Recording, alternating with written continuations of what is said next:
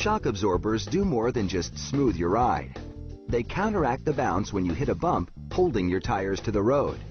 Without that traction, you could lose control. So by affecting steering, stopping, and stability, shocks are actually a vital safety component.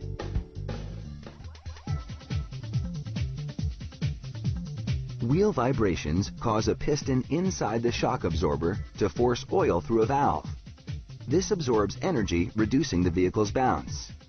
All this happens within the shock's two tubes, the reserve tube, and inside it, the pressure tube, housing the piston rod and compression valve.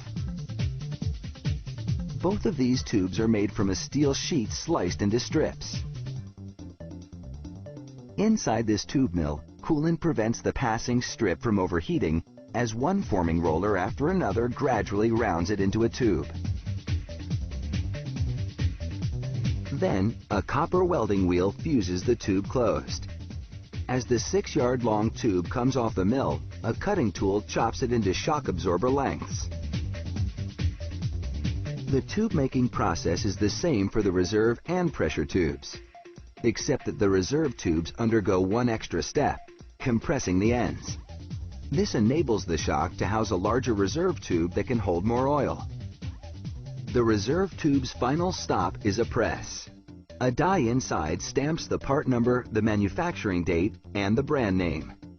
Many components are made of powdered metal, mostly iron powder mixed with some graphite and copper. After a press compacts the powder in a die, a furnace fuses the particles. This powdered metal part is the valve through which the piston forces the oil.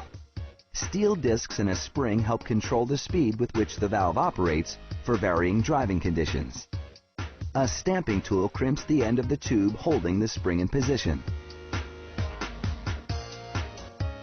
The valve, now fully assembled, seals the bottom of the pressure tube.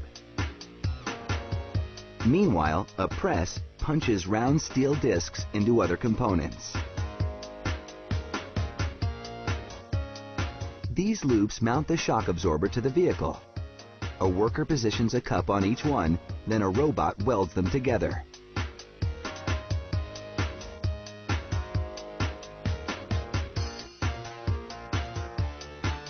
They insert a cup and mount unit on one end of the reserve tube, then weld it on. This unit is called the base assembly.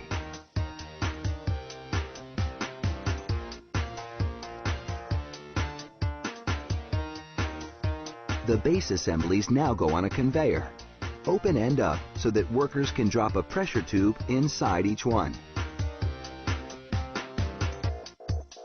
Automated injectors now fill the tubes with oil that's specially designed to maintain its consistency despite changes in temperature.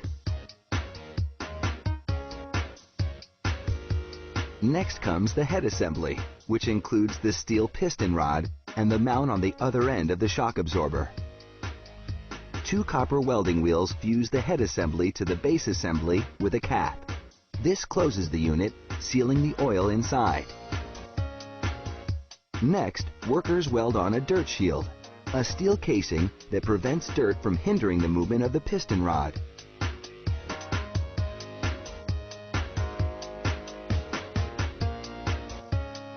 A piece called a bushing is pressed into each mount. This helps tone down the vibrations coming from the vehicle.